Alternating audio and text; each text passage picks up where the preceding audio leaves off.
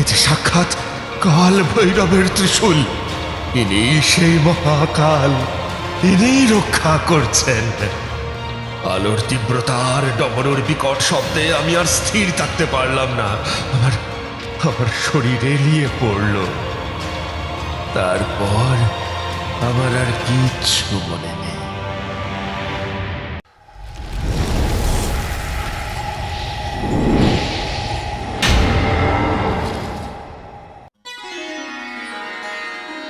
দিনের আলো ম্লান হয়ে আসছে। পৌষের বেলা এমনিতেই ক্ষণস্থায়ী। শহর কলকাতা তার ধূসর রং আর ধোঁয়া মেশানো কুয়াশার চাদর বিছিয়ে দিয়েছে। ঘড়ির কাঁটা তখন বোধহয় 6টা ছুঁই ছুঁই, কিন্তু শীতের দাপটে মনে হচ্ছে যেন রাত গভীর। ফুটপাত ধরে হাঁটা প্রতিটি মানুষের মুখ ঢাকা, কেউ মাফলার জড়িয়েছে, কেউ বা শাল। আমি কিশোরী সেনের দিকে একবার তাকালাম। এই ঘনিয়ে আসা শীত আর কলকাতার এই পুরনো ইতিহাসের গন্ধ মাখা গলিগুলো সব মিলেমিশে অন্যরকম একটা পরিবেশ তৈরি করেছে। আমার মনে হলো ঠাকুরমশাইয়ের কাছে এই মুহূর্তে না গেলেই নয়। চলো কিশোরী, অনেকটা বেলা করে ফেললাম। ঠাকুরমশাই হয়তো এতক্ষণে চায়ের কাপ হাতে বসেও গেছেন। উফ, যেরকম ঠান্ডা পড়েছে, তার উপরে ঠাকুর মশাইয়ের সেই অদ্ভুত সব গল্প। আজকে রাতে আমাদের ঘুম হবে কিনা সন্দেহ, বুঝলে? পাসিং শো কিনে ঠাকুরমশাইয়ের দরজার সামনে এসে আমি হালকা করে টোকা দিলাম। একটু পরেই দরজাটা খুলে গেল। সেখানে দাঁড়িয়ে আছে চারি। আমাদের দেখেই চারির মুখে মৃদু কৌতুক ফুটল। আরে বিভূতি কাকা আর কিশোরী কাকা, আসুন আসুন। এত ঠান্ডায় আপনারা? বাবা অনেকক্ষণ ধরে আপনাদের কথাই বলছিল। আমি আর কিশোরী ভিতরে ঢুকতেই দেখলাম ঘরের মাঝখানে ঠাকুরমশাই একটি তক্তপোষের উপর বসে আছেন। ঘরে মৃদু ধুনোর গন্ধ। ঠাকুরমশাই আমাদের দিকে তাকালেন। তার চোখে সেই চিরন্তন যেন সব কিছু জানা হাসিটা লেগে আছে। তিনি দুজনের দিকে তাকিয়ে কিছু বলার আগেই হাত বাড়িয়ে দিলেন। এসেছো তোমরা, এসেছো, ভালো করেছো। এই নাও বাবা বিশ্বনাথের প্রসাদ। আমি আর কিশোরী দুজনেই একটু অবাক হয়ে গেলাম। আমরা কল্পনাও করিনি এই মুহূর্তে ঠাকুরমশাই আমাদের কি দিতে পারেন। কাশী, বাবা বিশ্বনাথের প্রসাদ। প্রসাদ? কিশোরী সেন যেন কিছুটা বিস্ময় নিয়েই শব্দটি উচ্চারণ করল। ঠাকুরমশাই স্মিত হেসে বললেন, হ্যাঁ কিশোরী, মহাদেবের প্রসাদ। নাও নাও নাও, হাত বাড়াও। আমি আর কিশোরী একে অপরের দিকে তাকালাম। তারপর দুজনেই হাত বাড়িয়ে শ্রদ্ধার সঙ্গে সেই প্রসাদ গ্রহণ করলাম। আমি প্রসাদটা একটা কোনায় রেখে পকেট থেকে নতুন কেনা পাসিং শো সিগারেটের প্যাকেটটা বের করে ওনার দিকে বাড়িয়ে দিলাম। এই নিন ঠাকুরমশাই, আপনার জন্য। কিন্তু একটা কথা, আমরা তো হঠাৎ এলাম, আর আপনি আপনি কি বলছেন? কাশী, এই ঠান্ডার মধ্যে কাউকে কিছু না জানিয়ে এত বড় একটা কাণ্ড। ঠাকুরমশাই আমার বাড়িয়ে দেওয়া সিগারেটের প্যাকেটটা নিলেন। চোখে তাঁর এক উজ্জ্বল হাসি। তিনি সিগারেটটা ধরিয়ে একটা লম্বা টান দিলেন। ধোঁয়ার রিংগুলো শীতের বাতাসে মিলিয়ে গেল। কাশী, হ্যাঁ বিভূতি, কাশী ভ্রমণ। তোমাদের হঠাৎ না জানিয়ে ওখানে যাওয়া আর আমাদের কাশী থেকে ফিরে আসা দুটোই বেশ নাটকীয় হয়ে গেল, তাই না? তিনি হাসি মুখে সিগারেটের ছাই ঝেড়ে রেখে বললেন, আসলে কি জানো বিভূতি, একটা বিশেষ কাজে সেখানে যেতে হয়েছিল। কাজটা এমন জরুরি ছিল যে তোমাদের বলে যাওয়ার সুযোগ আর হয়নি। কাজ মিটে গেল, তাই ফিরে এলাম। তোমরা বসো বসো বসো। চারি, কাকা বাবুদের জন্য কড়া করে গরম চা আর সঙ্গে কিছু খাবার দাও তো। আমি আর কিশোরী ততক্ষণে আরাম করে বসে পড়েছি। আমাদের অবাক ভাবটা তখনও কাটেনি। শীতের সন্ধ্যায় ঠাকুরমশাইয়ের ঘর যেন আরো গভীর রহস্যের কেন্দ্র হয়ে উঠেছে। চা আর জলখাবারের ব্যবস্থা করতে চারি ততক্ষণে ভিতরের দিকে চলে গেছে। ঘরের মধ্যে সিগারেটের ধোঁয়ার হালকা গন্ধ আর বাইরে কনকনে শীতের আমেজ। আমি আর কিশোরী অধীর আগ্রহে ঠাকুরমশাইয়ের দিকে চেয়ে রইলাম। তার চোখে এখনো সেই রহস্যময় স্মিত হাসিটা লেগে আছে। তোমাদের অবাক হওয়াটা স্বাভাবিক বিভূতি, তোমাদের দুজনের মুখ দেখেই তা আমি বুঝতে পারছি। আচ্ছা, প্রথমে তোমাদের জিজ্ঞাসার উত্তরটা দিই। আমি গত মঙ্গলবার রাতে বেরিয়েছিলাম। কাজটা এত দ্রুত শেষ হয়ে গেল যে শুক্রবার সকালেই আবার ট্রেনে চেপে বসলাম। সকালে পৌঁছলাম আর তোমাদের সঙ্গে দেখা হলো এই সন্ধে। কিন্তু ঠাকুরমশাই, এই এত বড় একটা কাণ্ড কাউকে কিছু না জানিয়ে কেন? কি এমন কাজ ছিল? ঠাকুরমশাই ওনার কড়া করে বানানো চায়ে একটা লম্বা চুমুক দিলেন।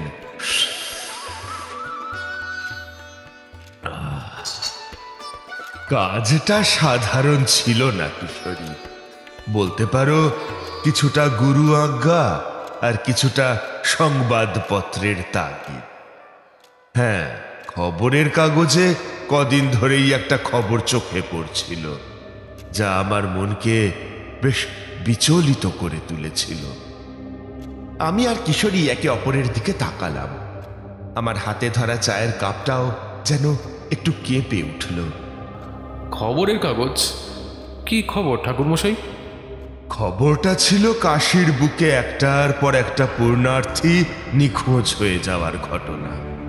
ভাবতো, যেখানে মানুষেরা পাপ ধুতে যায় সেখানে গিয়েই তারা কর্পূরের মতো উবে যাচ্ছে। এই ঘটনা যখন আমার কানে এলো তখন আমি সেটাকে একটা সাধারণ চুরি ছিনতাইয়ের ঘটনা বলে উড়িয়ে দিতে পারিনি। আমার মন বলছিল এর পিছনে অন্য কোনো রহস্য আছে, যা আমাদের সাধারণ বুদ্ধির বাইরে। নিখোঁজ? কতজন? সংখ্যাটা কম নয় কিশোরী, তবে আমার মনস্থির হলো যখন এক রাতে গুরুদেব আমাকে স্বপ্নাদেশ দিলেন। তিনি স্পষ্ট বললেন, তারানাথ, বিশ্বনাথের দুয়ারে অন্ধকার নেমেছে, তুমি যাও, তোমার কাজ সেখানে অপেক্ষা করছে। জানোই তো, গুরুর আদেশ পেলে আর অন্য কিছু বিচার করা যায় না। আর যখন দেখলাম গুরুর আদেশ আর সংবাদপত্রের খবর দুটোই এক বিন্দুতে মিলে গেল, তখন আর এক মুহূর্ত দেরি করিনি। আপনি সোজা কাশী চলে গেলেন? হ্যাঁ বিভূতি, ট্রেনে চড়ে বেনারস পৌঁছে সোজা উঠলাম একটা ধর্মশালায়। বেশ পুরনোটা দেখেই বেছে নিলাম। ভাবলাম যেখানে পুণ্যার্থীরা ভিড় করে সেইখানে হয়তো রহস্যের জট বেশি।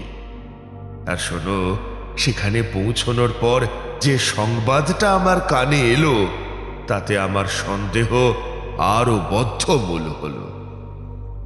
ধর্মশালার এক বৃদ্ধ কেয়ারটেকার ছিল। তার সঙ্গে কথা বলতে গিয়ে জানতে পারলাম গত এক সপ্তাহে মোট 4 জন পুণ্যার্থী নিখোঁজ হয়েছে, আর তার মধ্যে একজন নাকি এই ধর্মশালাতেই থাকত। গত 3 দিন ধরে তার ঘর তালাবন্ধ, খোঁজ নেই। একেবারে সাধারণ মানুষ, বৃদ্ধ, তীর্থে এসেছিল আর উধাও। এর পিছনে নিশ্চয়ই কোনো সাধারণ কারণ থাকতে পারে না। তারপরে আপনি সেই নিখোঁজ হওয়া রহস্যের কি কোনো কিনারা করতে পারলেন? কিশোরীর প্রশ্নের উত্তরে তিনি মৃদু হাসলেন। চায়ে শেষ চুমুক দিয়ে কাপটা নামিয়ে রাখলেন সশব্দে। ওনার চোখে এক দুর্ভেদ্য দৃঢ়তা ফুটে উঠল। কিনারা তো একটা করতেই হবে বিভূতি। আমার গুরুদেবের আদেশ যখন, তখন তো আর হাত গুটিয়ে বসে থাকা যায় না। প্রথমেই আমি ধর্মশালার কেয়ারটেকারের থেকে নিখোঁজ মানুষটার যাবতীয় তথ্য নিলাম। নাম, পরিচয়, কখন শেষ দেখা গিয়েছিল, সব। তারপর সেই রাতেই বেরিয়ে পড়লাম। কাজটা একা করাই শ্রেয় বলে মনে হলো। কোথায় গেলেন? কিশোরী যেন প্রায় শ্বাসরুদ্ধ হয়ে জিজ্ঞেস করল, কোথায় আর যাব? রহস্য যখন মরণের দুয়ারে, তখন ঠিকানা তো একটাই, মণিকর্ণিকা ঘাট। ঠাকুরমশাই বলতে শুরু করলেন, আর আমরা দুজন মন্ত্রমুগ্ধের মতো শুনতে লাগলাম। বাইরে তখন শীতের রাত আরো ঘন হয়েছে। রাত তখন প্রায় 11টা। গঙ্গারতি শেষ হয়ে গেছে অনেক আগে। ঘাটে তখন আর কোনো মানুষের চিহ্ন নেই। চারিদিকে কেবল চিতার আগুন আর ধোঁয়ার কুণ্ডলী। শীতের রাতের বাতাসটা যেন আরো গম্ভীর আর নিস্তব্ধ। আমি খুব সাবধানে ঘাটের সিঁড়ি দিয়ে নামছিলাম। জনমানবহীন এমন একটা জায়গায় যেখানে প্রতিটি পদক্ষেপে মনে হচ্ছিল যেন কোনো অশরীরী আমাকে অনুসরণ করছে। হঠাৎ একটা সিঁড়ির কোণে চোখ পড়ল। একজন সন্ন্যাসী বসে আছেন, জটা জুটোধারী, গালে ছাই মাখা আর হাতে একটা পোড়া গাঁজার কলকে। তিনি নির্বিকার ভঙ্গিতে বসে দম দিচ্ছিলেন, আর ধোঁয়ার রিংগুলো অন্ধকারে মিশে যাচ্ছিল। তিনি কি আপনাকে কিছু বললেন? আমি সন্ন্যাসীর পাশ দিয়ে যখন প্রায় পেরিয়ে এসেছি, তখন একটা চাপা হাসি শুনতে পেলাম। ওরে বাবা, নিখোঁজদের উদ্ধার করতে এসেছিস? মরবি। এই পথ তোর জন্য নয়, ফিরে যা। আমি সঙ্গে সঙ্গে থমকে দাঁড়ালাম। বুঝলাম ইনি কোনো সাধারণ লোক নয়।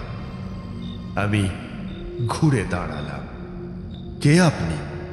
আর আপনি কি করে জানলেন যে আমি এই কাজে এসেছি? সন্ন্যাসীটি এবার চোখ তুলে তাকালেন। ওনার চোখগুলো যেন আগুনের মতো জ্বলছে। তিনি কেবল হাসলেন, তারপর কলকেটা হাতে নিয়ে আর একটা লম্বা টান মেরে বললেন,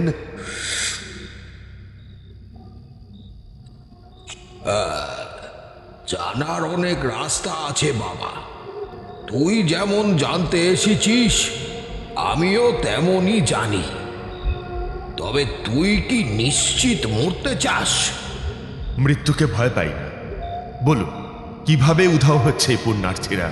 আমি জানতে চাই এই রহস্যের পিছনে কি আছে।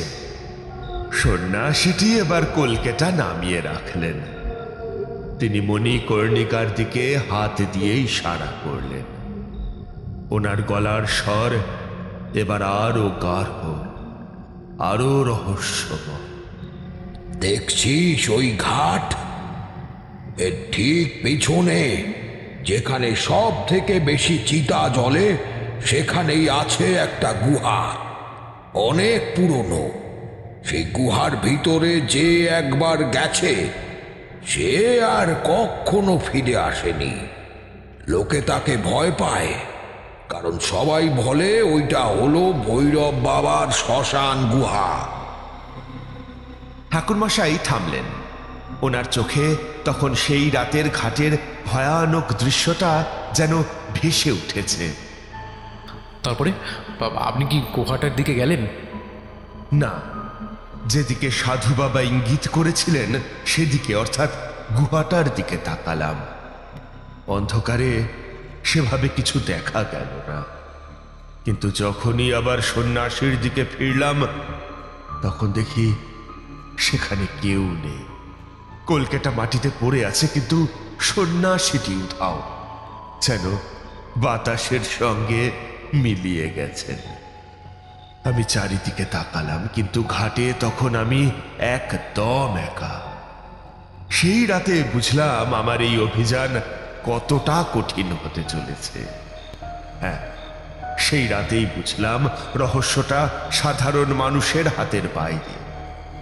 তবে গুরুর আদেশ যখন পেয়েছি, তখন পিছিয়ে আসা আমার ধাতে নেই। ভৈরব বাবার শ্মশান গুহার নামটা মাথায় গেঁথে নিলাম। কিন্তু রাত তখন অনেক, সিদ্ধান্ত নিলাম সেই রাতে আর ঝুঁকি নেব না। ধর্মশালায় ফেরার পথে মনস্থির করলাম আগে কাল ভৈরব দর্শন করে। কাল ভৈরব মন্দির? হ্যাঁ বিভূতি, বাবা কাল ভৈরব হলেন কাশীর কোতোয়াল শহরের রক্ষক। কোনো বড় কাজ শুরুর আগে তাকে একবার জানানো দরকার। তাছাড়া যদি কিছু সূত্র মেলে। আমি যখন মন্দিরে পৌঁছলাম তখন দরজা বন্ধ করার প্রস্তুতি চলছে। শুধু একজন বৃদ্ধ পুরোহিত তখনও ভিতরে ছিলেন, শেষ আরতি করছিলেন। তাকে কোনো মতে ধরে আমি দর্শন শেষ করলাম। মন্দির থেকে যখন বেরিয়ে আসছি তখন সাহস করে তাকে একটা প্রশ্ন করে বসলাম। পুরোহিত মশাই, আপনাকে একটা কথা জিজ্ঞাসা করতে চাই। মণিকর্ণিকার কাছে কি ভৈরব বাবার শ্মশান গুহা এরকম কিছু নাম শুনেছেন, যেখানে নাকি কিছু মানুষ নিখোঁজ হয়ে যাচ্ছে? ঠাকুর মশাইয়ের মুখে এই কথাগুলো শুনে আমরা দুজন নড়ে চড়ে বসলাম। আমার কথাটা শুনেই পুরোহিত মশাইয়ের মুখটা একেবারে ফ্যাকাশে হয়ে গেল। তিনি তার মোটা রুদ্রাক্ষের মালাটা শক্ত করে ধরলেন, আর ওনার চোখ দুটো ভয়ে বড় বড় হয়ে উঠল।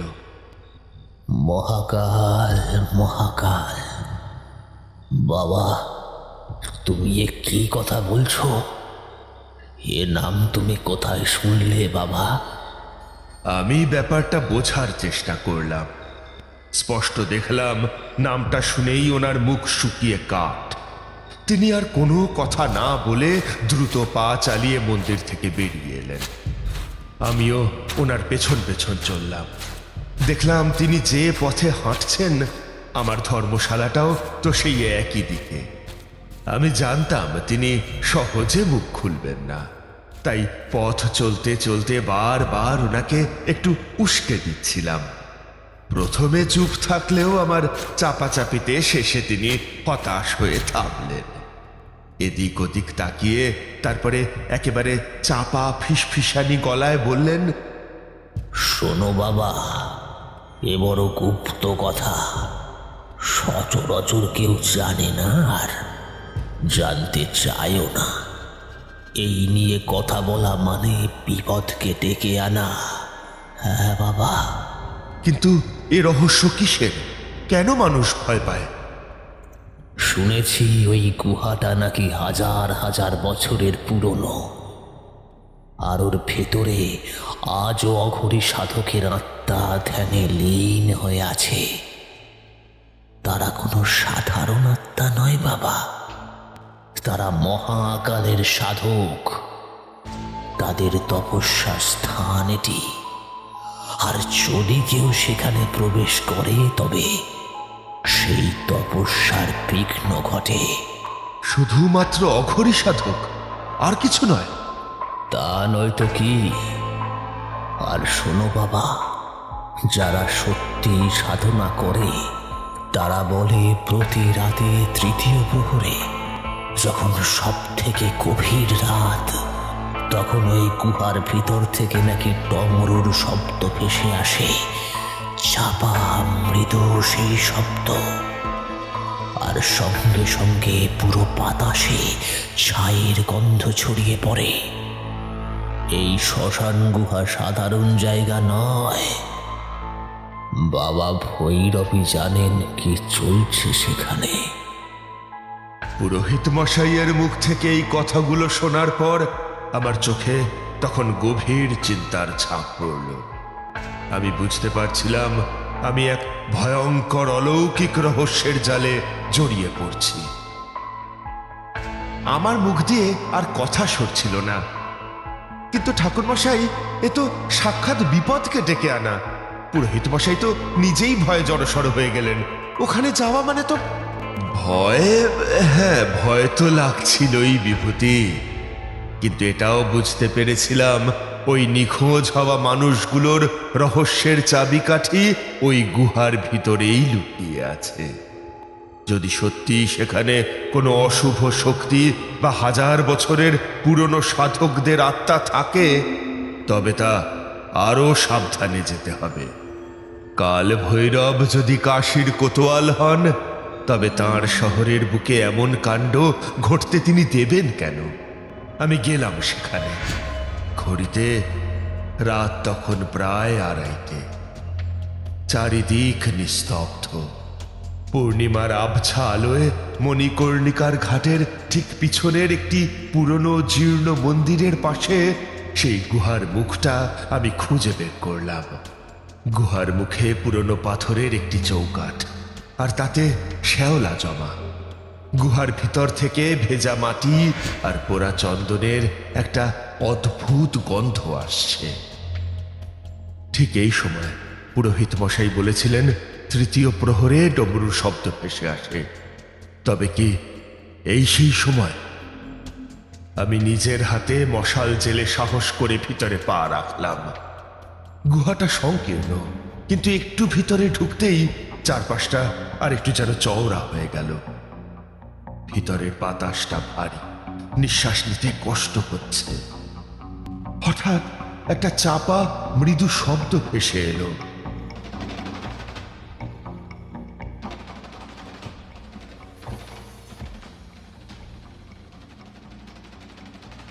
ওই তো শুনতে পাচ্ছি ডমরুর শব্দ। আর আর আর এটা কিসের গন্ধ? ছাই, পোড়া ছাইয়ের গন্ধটা ক্রমশ জোরালো হচ্ছে। আমি সাবধানে মশালটা ঘুরিয়ে দেখলাম। গুহার দেওয়ালগুলো সব কালো পাথরের, স্যাঁতস্যাঁতে। হঠাৎ মশালের আলো একটা বড়সড় থামের মতো পাথরের উপর পড়ল, যার চারপাশে অজস্র কঙ্কাল স্তূপীকৃত হয়ে আছে। আমি আমি আতঙ্কে এক ধাপ পিছিয়ে গিয়ে দাঁতে দাঁত চেপে বললাম, ও, এই তবে নিখোঁজ হয়ে যাওয়া মানুষগুলো। তাদের দেহ, এদের শুধু হাড়গড়ি পড়ে আছে। তবে কি এদের আত্মা এখনো? ঠিক তখনই গুহার ভিতরের মশালের আলোর বাইরে অন্ধকার কোণগুলো থেকে চাপা ফিসফিসানি শুরু হলো। গুহার বাতাস যেন কাঁপছে। আমি স্পষ্ট অনুভব করলাম অসংখ্য চোখ আমাকে দেখছে। হঠাৎ গুহার প্রবেশপথটা একটা বড় পাথর গড়িয়ে এসে বন্ধ করে দিল। আমি একেবারে অন্ধকারে আটকা পড়ে গেলাম। মশালটা হাতে ধরে আমি পাথরের দিকে ছুটে যেতেই আমার ঠিক সামনে, যেখানে কঙ্কালগুলো স্তূপীকৃত ছিল, সেখানে ছায়া মূর্তি দেখতে পেলাম। কে তোমরা কেন গুহার মুখ বন্ধ করলে? ছায়াগুলো আরো ঘন হলো। তাদের মধ্যে একটা বিশাল জটা জুটোধারী বিবর্ণকায় আকৃতি আমার দিকে ধীরে ধীরে এগিয়ে এলো। তার চোখে যেন 1000 বছরের তপস্যার আগুন, আর তার সারা দেহ ছাই আর রুদ্রাক্ষে ঢাকা। কে তুই অপবিত্র? তোর কি সাহস? মহাকাল সাধকের তপস্যা ভূমিতে প্রবেশ করেছিস? তোর মতো নশ্বর কীট এই দিব্য স্থান কলুষিত করবে? আমি কোনো অনিষ্ট করতে আসিনি মহাত্মা।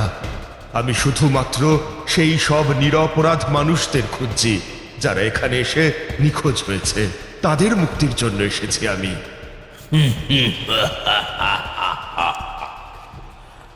মুক্তি? এখান থেকে কোনো মুক্তি নেই। যে একবার এই ভৈরব গুহায় প্রবেশ করে, সে মহাকালের চরণে বিলীন হয়ে যায়। তাদের রক্ত, তাদের প্রাণ সবই আমাদের তপস্যার আহুতি। তুইও এসেছিস আমাদের তপস্যায় বিঘ্ন ঘটাতে। তোর কি জানা নেই, তপস্যা ভঙ্গ হলে মহারোষ জাগে? সঙ্গে সঙ্গে আরো বেশ কয়েকটি অঘরী সাধকের ছায়া আমাকে ঘিরে ধরল। তাদের হাতে ত্রিশূলের মতো কিছু একটা দেখা গেল, যা পাথরের মেঝেতে ঘষা খাচ্ছিল। শান্তি ভঙ্গ করিস না মূর্খ। তোর বংশ দিয়েই আমাদের ক্ষুধা মেটাবো। তোর আত্মাকে আমরা এই গুহাতেই 1000 বছর ধরে আটকে রাখবো। মরতে আমি ভয় পাই না, কিন্তু যতক্ষণ এই রহস্যের শেষ দেখছি ততক্ষণ আমি হার মানব না। ছায়াগুলো দ্রুত আমার দিকে তেড়ে এলো। তাদের হাতগুলো যেন হাওয়ার মধ্যে দিয়ে এসে আমার শরীর ভেদ করতে চাইছে। আমি প্রাণপণে তাদের আক্রমণ প্রতিহত করার চেষ্টা করতে লাগলাম। গুহার ভিতরে ডমরুর শব্দ আর ছাইয়ের তীব্র গন্ধে যেন মৃত্যু নাচছে। তোমরা শুধু ছায়া, কেবল মায়ার জাল। তোমাদের এই ক্রোধের শক্তি আমাকে স্পর্শও করতে পারবে না। কথাটা বলেই আমি ঝোলা থেকে একটা ছোট শিশি বের করে নিলাম। সামান্য পরিমাণে গঙ্গার জল বের করে নিলাম, যা আমি সর্বদা সঙ্গে রাখি। আমি সেই জল নিজের চারপাশে ছুঁড়ে দিয়ে মন্ত্রপুত করার চেষ্টা করলাম। দিগ্বিদিক রক্ষা, রুধির চক্রভেদী হে মহাকাল, রক্ষা করো, সুরক্ষা বলয় নির্মাণ হোক। আমার চারপাশে জলের কণাগুলো যেন মুহূর্তে একটা ক্ষীণ নীলচে আভা তৈরি করলো। ছায়া মূর্তিগুলি সেই বলয়ের কাছে এসে থমকে গেল, যেন কোনো একটা অদৃশ্য প্রাচীর তাদের বাধা দিচ্ছে। কিন্তু তাদের সম্মিলিত শক্তি অনেক বেশি ছিল। কি তুই সামান্য জল ছিটিয়ে আমাদের রুখবি? তোর এই মায়ের বাঁধন ছিঁড়ে ফেলি? সবচেয়ে কাছে যে ছায়াটা ছিল তার চোখ দুটো হঠাৎই রক্তবর্ণ হয়ে উঠল। সেই চোখ থেকে বিদ্যুতের মতো একটা তীব্র ঝলক এসে আমার হাতের সুরক্ষা বলয় ভেদ করে আমার বাম হাতের কিছুটা অংশ ঝলসে দিল। এ কি ভয়ঙ্কর শক্তি! এখনো শান্তি চাস না মূর্খ? দেখ তোর শক্তি কিভাবে কেড়ে নি। সঙ্গে সঙ্গে অন্য এক সাধকের ছায়া হাত তুলে কিছু একটা মন্ত্র পাঠ করলো। আমি অনুভব করলাম আমার শরীরের সব শক্তি যেন কেউ শুষে নিচ্ছে। আমার হাত পা ভারী হয়ে গেল, চোখের সামনে সব ঝাপসা লাগতে শুরু করলো। আমার মানসিক ক্ষমতা বা তান্ত্রিক জ্ঞান সব কিছুই যেন মুহূর্তে শেষ হয়ে গেল। আমি মাটিতে হাঁটু গেড়ে বসে পড়লাম। এইবার বুঝি সব শেষ? না, শেষ নয়, শেষের চেষ্টা।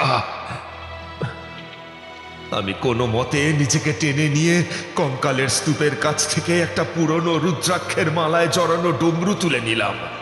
ডমরুটার গায়ে ছাই লেগেছিল, কিন্তু তার মহিমা যেন ম্লান হয়নি।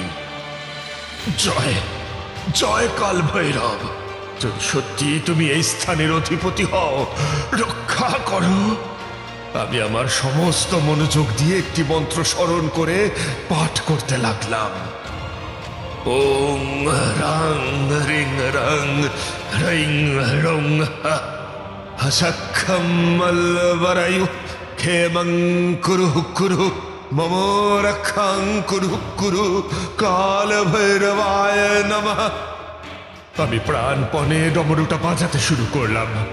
প্রথম কয়েকটা আঘাতে শব্দ হলো না, কিন্তু তারপরেই এক বিকট তীব্র ধ্বনি গুহার স্তব্ধতা ভেঙে দিল। সেই ধ্বনি যত জোরালো হতে লাগলো, আমার হাত থেকে ডমরুটা যেন নিজের থেকেই শূন্যে ভেসে উঠল। ডমরুটা শূন্যে ভেসে অবিরাম বাজতে থাকলো। সেই শব্দের তেজ আর আলোর উজ্জ্বল্য এতটাই বেড়ে গেল যে ছায়া মূর্তিগুলো যন্ত্রণায় কুঁকড়ে যেতে লাগলো। তাদের বিকট হাসি পাল্টে গেল আর্তনাদে। ঠিক সেই সময় ডমরুর শব্দের তালে তালে গুহার ছাদ ভেদ করে যেন আকাশ থেকে একটা নীলচে বিদ্যুৎ ঝলক নেমে এলো। সেই আলোর ঝলক যেখানে কঙ্কালগুলো ছিল, সেখানে একটা 3 মাথাওয়ালা জ্বলন্ত ত্রিশূলের মতো আকার ধারণ করলো। এটি সাক্ষাৎ কাল ভৈরবের ত্রিশূল। ইনি সেই মহাকাল, ইনি রক্ষা করছেন। আলোর তীব্রতার ডমরুর বিকট শব্দে আমি আর স্থির থাকতে পারলাম না। আমার শরীর এলিয়ে পড়ল। তারপর আমার আর কিচ্ছু মনে নেই।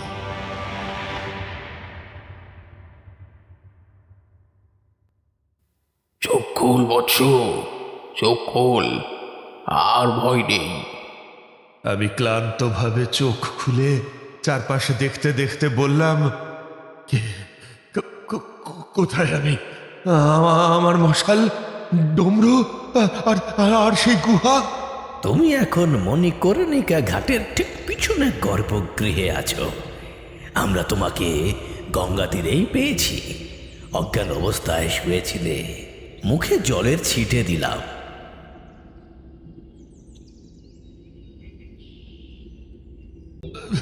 মণিকর্ণিকা ঘাট, আমি কি তবে সত্যি ফিরতে পেরেছি? আমার আমার সেই ভয়ঙ্কর রাত। তোমার কপাল খুবই ভালো, তোমাকে রক্ষা করেছেন স্বয়ং বাবা কাল ভৈরব। সেই সেই সেই সেই- সেই ডমরু, সেই নীল ত্রিশূল আমাকে বাঁচিয়েছেন। আমি আমি বুঝতে পেরেছি, আমাকে বিপদের চরম দিনে কাল ভৈরবের করুণাই রক্ষা করেছে।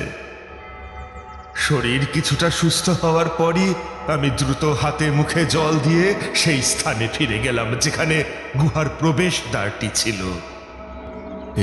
কি, যেখানে গতকাল গুহার মুখ বন্ধ হয়েছিল সেখানে তো শুধু একটা মসৃণ পাথরের দেওয়াল, কোনো চিহ্ন নেই। গুহাটা কোথায় গেল? আমি বহুক্ষণ সেই স্থানে ঘুরলাম, কিন্তু সেই ভৈরব গুহার কোনো প্রবেশ পথ আমি আর খুঁজে পেলাম না। যেন প্রকৃতি নিজেই সেই রহস্যকে চিরতরে লুকিয়ে ফেলেছে। তবে কি সেই অঘরী সাধকদের আত্মা মুক্তি পেল? হয়তোবা আর কখনো এই পবিত্র কাশীর ভূমিতে উপদ্রব ঘটবে না। আমি মণিকর্ণিকা ঘাটের কাছে কাল ভৈরবের মন্দিরে গিয়ে ভক্তি ভরে পূজা দিলাম, তার কাছে কৃতজ্ঞতা জানালাম। এবার ফিরে যাওয়ার পালা। বাবা বিশ্বনাথের আশীর্বাদ নিয়ে এবার আমি কলকাতায় ফিরে যেতে পারবো। কাল ভৈরবের মন্দিরের সিঁড়িতে বসে এক মুঠো ছাই নিয়ে কপালে তিলক কেটে আমি নিজের ব্যাগ গুছিয়ে কলকাতার উদ্দেশ্যে রওনা হলাম। সেই রাতে যা ঘটেছিল তা কেবল আমার জীবনের ভয়ঙ্কর এক স্মৃতি নয়, বরং মহাকাল কাল ভৈরবের এক অলৌকিক লীলা।